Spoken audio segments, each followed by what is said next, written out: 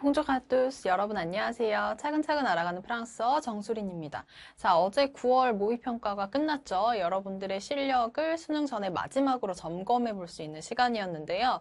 자, 수능 보기 전에 여러분들이 뭐 준비를 나름대로 열심히 했겠지만 그래도 부족한 부분이 있을 거고 그리고 점검해 보고 싶은 사항도 있을 겁니다. 그래서 총평을 듣고 그리고 해설 강의 같이 들어보면서 전체적으로 정리하는 시간 한번 가져보도록 할게요.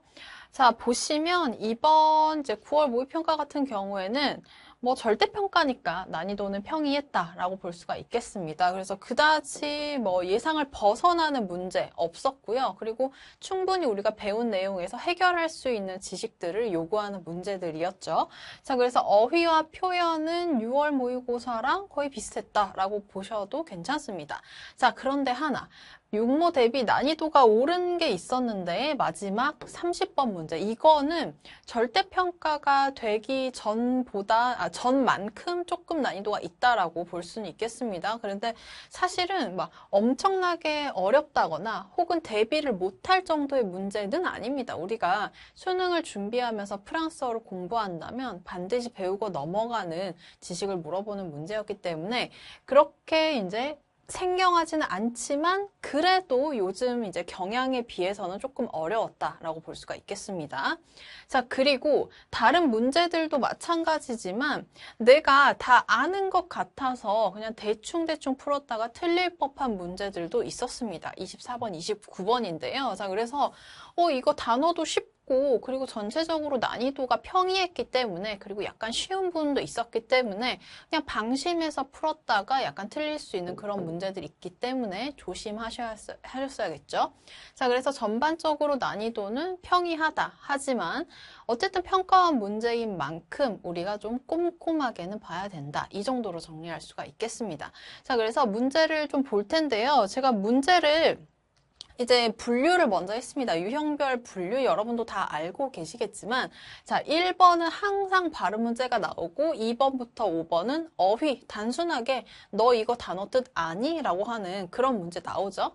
자, 그리고 의사소통 가장 많은 비율을 차지하는 문제 의사소통 문제 6번부터 21번까지 출제가 됐고요. 자, 그리고 사실은 전통적으로는 이제 문제 구성이 어떻게 되냐 단문 독해라고 제가 써놨는데 뒤에서 말씀드리겠지만 사실은 10줄 이상이 되는 장문 독해가 보통은 이제 네 문제가 나오는 이게 전통적인 출제 경향이었다면 작년 그리고 올해부터 조금씩 한 문제당 분량을 조금 줄여요. 분량을 줄이고 문제 수는 살짝 늘어난 자, 그래서 장문이라고 보기에는 약간 애매하지만 어쨌든 장문 독해라고 이름 붙였습니다. 장문 그리고 단문 독해가 한 문제 늘어나서 22번부터 26번까지 나왔고요. 자, 그리고 문법 항상 네 문제 마지막에 나오죠. 자, 이렇게 구성은 별다른 게 없습니다. 구성에서 특별히 바뀐 부분 전혀 없고요. 자, 다만 여러분들이 오늘 이제 해설 강의에서 주로 다룰 건 문법 문제가 되겠습니다. 문법 문제는 해설이 필요한 부분이고 자, 의사소통 부분 같은 경우에는 사실 가장 많은 비율을 차지하지만 여러분이 불어 공부를 했다면 프랑스어 수능 대비를 하고 있다면 여러분도 잘 알 거예요. 저 문제를 틀리는 건, 저 의사소통 유형을 틀리는 건 내가 아직 암기가 잘 안 돼 있구나 라는 뜻이죠. 자, 그래서 이 부분은 여러분이 그냥 열심히 외우셔야 됩니다. 모르는 표현은 외워야 되고요.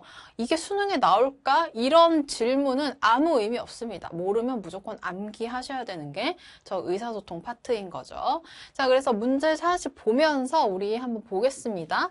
자, 첫 번째 발음 문제, 1번 문제 항상 나오는 거죠. 자, 그래서 아까 말씀드렸다시피 제가 모든 문제를 다 꼼꼼히 해설하진 않겠지만 왜냐면 해설이 필요 없는 부분도 있어요. 하지만 여러분들이 좀 조심해야 되는 문제만 조금 짚어서 해설 드릴게요. 자, 1번 문제는 항상 발음 나오죠. 항상 발음 나옵니다.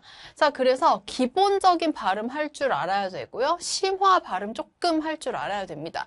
자, 그런데 절대평가로 바뀌고 나서부터는 비음이 나오진 않습니다. 비음은 좀 비교적 어려운 발음에 속해서 아주 기본적인 것만 물어보거든요. 자, 그래서 여러분들이 기본적으로 불어를 알고 있고 읽을 줄 알면 웬만하면 풀 수 있는데 주의해야 될 거는 제가 밑에 써둔 이런 거죠. 기억 한번 해봅시다. 자, S라는 발음은 앞뒤에 모음과 모음이 들어가면 z처럼 소리가 나죠. 자, 그래서 생긴 거랑 이 위치, 중간에 모음이 껴있냐, 모음 사이에 껴있냐에 따라서 발음이 조금 바뀐다. 이거 최근에도 출제가 됐었죠.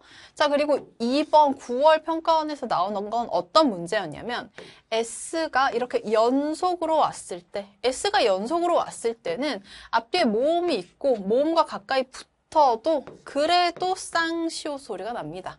자, 그래서 이 쌍시오 소리가 나는 이 부분과 같은 발음을 찾으세요라는 게 1번 문제였는데, 자, 또 이런 규칙, 불변하는 발음 이게 있죠. 자, 세디으라고 하는 요 세에 꼬리가 붙은 이런 거. 이거는 뭐 저는 이렇게 표기를 하기도 하는데. 자, 이 세디으라고 하는 거는 자음이 뭐가 같이 왔든 모음이 뭐가 같이 왔든 상관없이 항상 쌍시오 소리가 나죠. 자, 그렇기 때문에 소리에 불변하는 경우 그리고 항상 바뀌는 경우 이 두 가지를 예외사항들을 잘 기억을 해두셔야 되고요. 여기에 덧붙여서 더 기억해두면 좋은 것 변화하는 발음들이죠. 변화하는 발음들 여러분 잘 기억해두시면 좋은데, 자, 여기가 불변이었다면 변화하는 애 대표적으로 세에 아, 오, 이가 붙느냐 혹은 세에 으, 이가 붙느냐에 따라서 얘가 붙으면 쌍기역 발음이고 얘가 붙으면 쌍시옷 발음이다. 이거 우리 알고 있죠?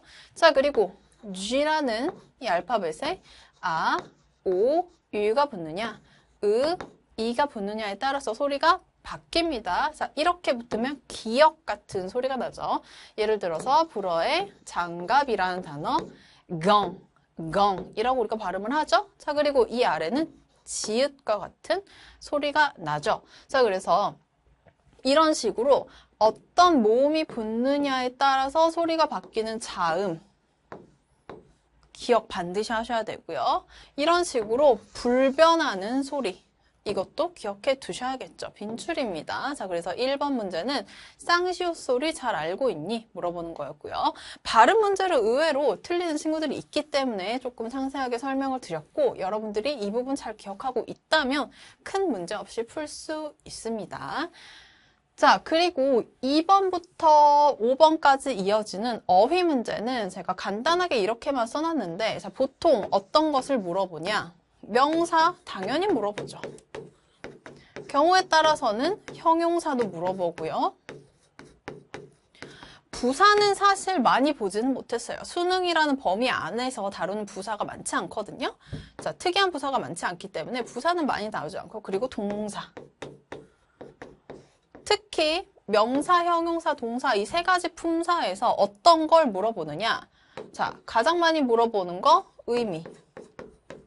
자, 의미 그냥 이거 뜻 알아? 이걸 물어보는 거고요. 자, 두 번째, 철자 알아? 또 2번 문제가 한 단어에 예를 들어서 물이라는 이런 단어가 있으면 뭐 중간에 네모를 이렇게 쳐놓고 이렇게 네모가 들어간 단어 여러 개를 제안을 한 다음에 네모를 조합해서 만들 수 있는 단어는 이런 문제 항상 나오잖아요. 자, 그래서 단순한 의미 그리고 철자를 너가 알고 있니? 물어보는 게 기본이고 여러분들이 가장 많이 틀리는 유형은 뭐예요? 여러 의미.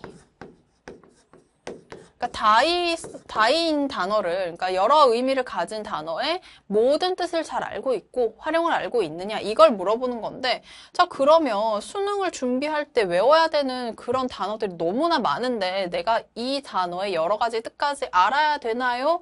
알아야 되긴 합니다. 하지만 빈출은 있죠. 자주 물어보는 것들이 있고요.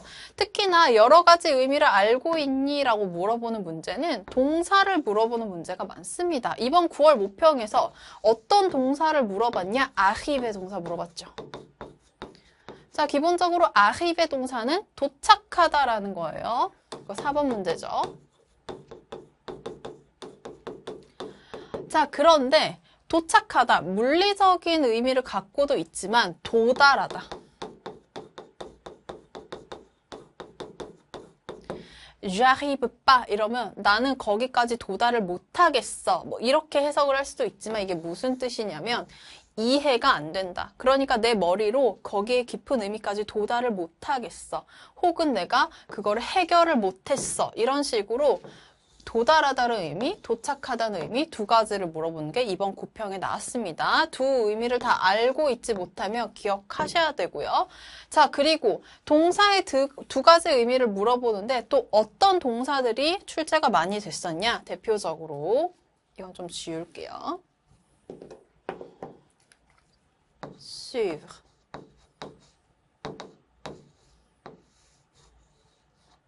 뒤따르다, 따르다. 사실은 이 suivre라는 동사는 être 동사 때문에 그런 건데, 자, être 동사. 얘도 일단은 의미 둘 다 아셔야죠. 어떤 상태를 나타내는 뭐뭐이다. 그리고 위치를 나타내는 어디에 있다. 이 두 가지 다 아셔야 되고요.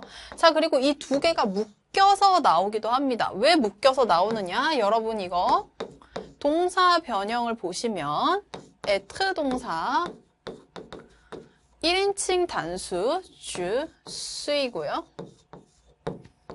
suivre의 동사 이거 3군이거든요. 얘를 변형을 시키면 je suis, tu suis 이렇게 갑니다. 동사 변형이 똑같죠? 자, 그래서 동사 변형이 똑같기 때문에 문제에 sui를 이렇게 갖다 놓고 이거 같은 의미인 걸 찾아라 이렇게 물어볼 수도 있어요.